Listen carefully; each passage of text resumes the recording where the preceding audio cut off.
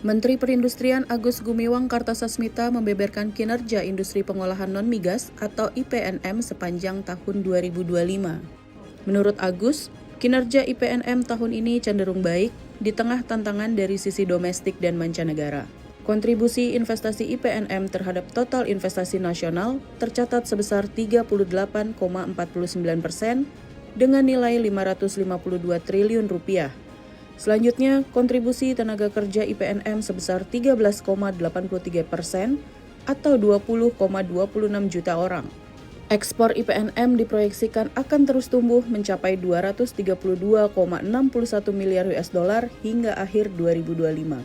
Sementara itu, pertumbuhan IPNM ditargetkan naik 5,51% di tahun depan dengan target rasio kontribusi IPNM terhadap PDB nasional mencapai 18,56%.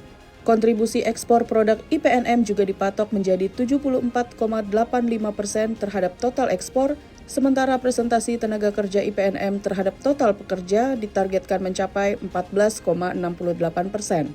Dari sisi kualitas, produktivitas tenaga kerja IPNM ditargetkan mencapai 126,20 juta rupiah per orang per tahun. Nilai investasi sektor IPNM dipatok sebesar 852,90 triliun rupiah dengan sasaran porsi nilai tambah industri pengolahan di luar Jawa sebesar 33,25%. Pemerintah juga menargetkan penurunan emisi gas rumah kaca pada sektor industri prioritas sebesar 6,79 juta ton CO2 ekuivalen pada 2026. Pada kesempatan itu, Agus juga menyinggung soal capaian Manufacturing Value Added atau MVA yang dirilis Bank Dunia. Nilai MVA Indonesia tembus 265,07 US dollar atau setara 4.400 triliun rupiah. Angka ini menempatkan Indonesia di peringkat ke-13 dunia melampaui rata-rata MVA global yang hanya 78,73 miliar US dollar.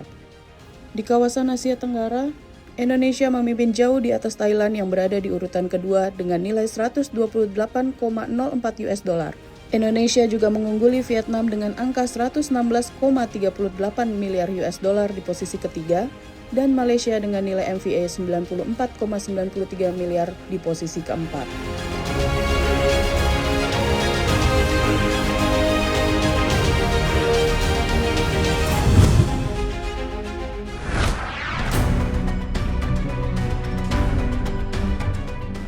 Pemerintah berencana memberlakukan pungutan bea keluar untuk ekspor batubara mulai Januari 2026. Kementerian Keuangan pun tengah menyiapkan aturan teknis dan rincian besaran terkait bea keluar batubara tersebut.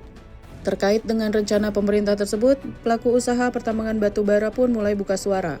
Salah satunya berasal dari Asosiasi Pertambangan Batubara Indonesia atau APBI. PLT Direktur Eksekutif APBI Gita Mahyarani menilai kebijakan tersebut bisa memberikan manfaat bagi kas negara, namun di sisi lain juga membawa konsekuensi bagi kelangsungan industri. Ia pun memahami kebijakan ini sebagai strategi pemerintah untuk mengamankan penerimaan negara di tengah kebutuhan anggaran yang besar.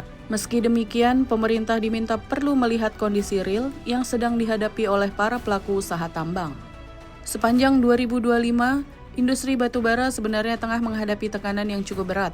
Pelaku usaha saat ini dihadapkan dengan tren harga yang cenderung menurun, serta fluktuasi permintaan pasar global yang tidak menentu hingga membengkaknya biaya operasional akibat beban kepatuhan terhadap berbagai regulasi baru. Kondisi ini mendorong perusahaan melakukan berbagai langkah efisiensi serta penyesuaian agar tetap menjaga kelangsungan usaha. Para pengusaha berharap aturan main yang ditetapkan nantinya tidak memukul rata dan membebani perusahaan-perusahaan yang margin keuangannya sudah tipis akibat tekanan pasar. Sementara itu, PT Bukit Asam Tbk atau PTBA juga turut buka suara atas kebijakan tersebut. Corporate Secretary Division Head PTBA Eko Prayitno mengungkapkan, pihaknya menyadari setiap kebijakan fiskal pasti memiliki tujuan strategis bagi negara. Dia menilai langkah tersebut sebagai upaya pemerintah untuk mengamankan penerimaan negara dari sektor batubara, sekaligus memastikan optimalisasi nilai tambah sumber daya alam. Eko juga menjelaskan perusahaan akan terus memantau perkembangan aturan tersebut sembari menyiapkan strategi mitigasi risiko. Hal itu agar kinerja operasional dan keuangan PTBA tetap terjaga dan berkelanjutan meski nantinya ada beban pungutan baru yang harus ditanggung.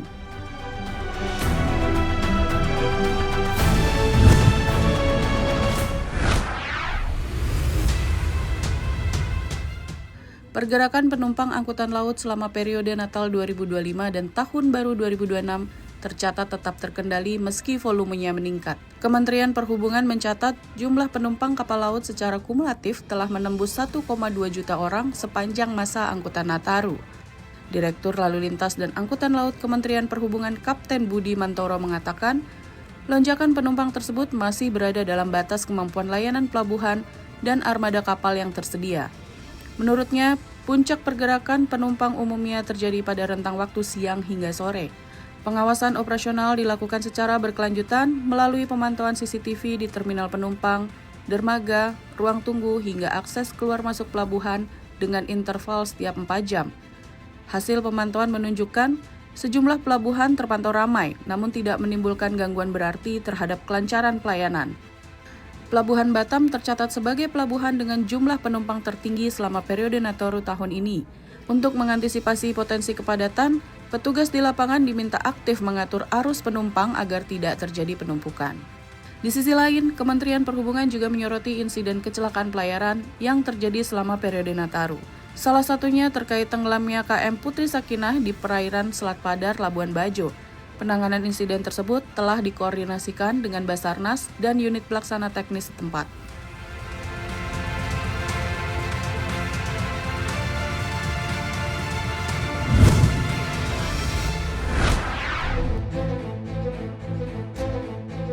Bank Indonesia resmi mengumumkan penghentian publikasi data Karta Interbank Offer Rate atau JIBOR mulai 1 Januari 2026 sebagai upaya memperkuat kredibilitas dan keandalan suku bunga acuan rupiah nasional.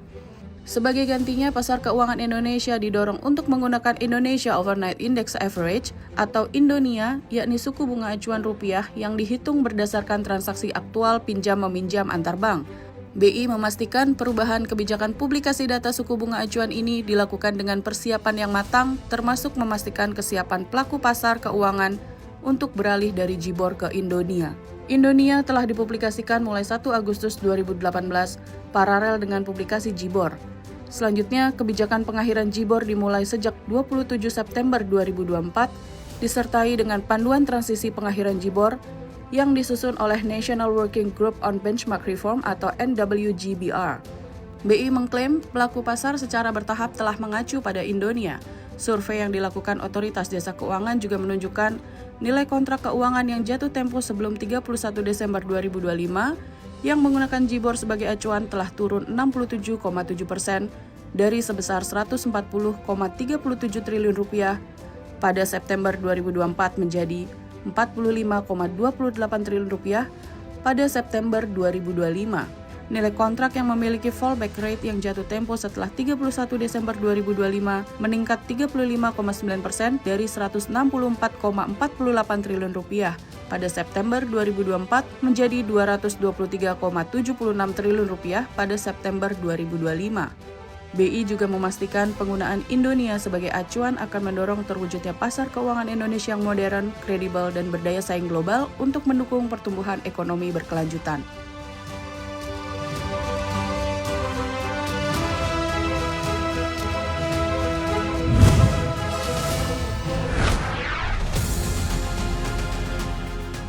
Walt Disney bakal membayar denda 10 juta US dollar atau sekitar 167,5 miliar rupiah untuk menyelesaikan perkara perdata di Department of Justice Amerika Serikat. Ini merupakan bagian dari menyelesaikan tuduhan pelanggaran Undang-Undang Privasi Anak dalam beberapa video yang diunggah ke YouTube. Dilansir dari Reuters, DOJ mendapatkan tuntutan yang menuduh Disney Worldwide Services and Disney Entertainment Operations gagal memberikan label yang tepat pada beberapa video yang mereka unggah ke YouTube. Video itu ditetapkan sebagai video yang aman untuk anak-anak, padahal tidak. DOJ juga mengharuskan Disney untuk membuat program baru dan memastikan mereka mematuhi Undang-Undang Privacy atau Children's Online Privacy Protection Rule di YouTube di masa mendatang. Undang-undang tersebut mewajibkan situs web, aplikasi, dan layanan daring lainnya yang ditujukan untuk anak-anak di bawah usia 13 tahun untuk memberitahu orang tua tentang informasi pribadi apa yang mereka kumpulkan dan memperoleh persetujuan orang tua yang dapat diverifikasi sebelum mengumpulkan informasi tersebut.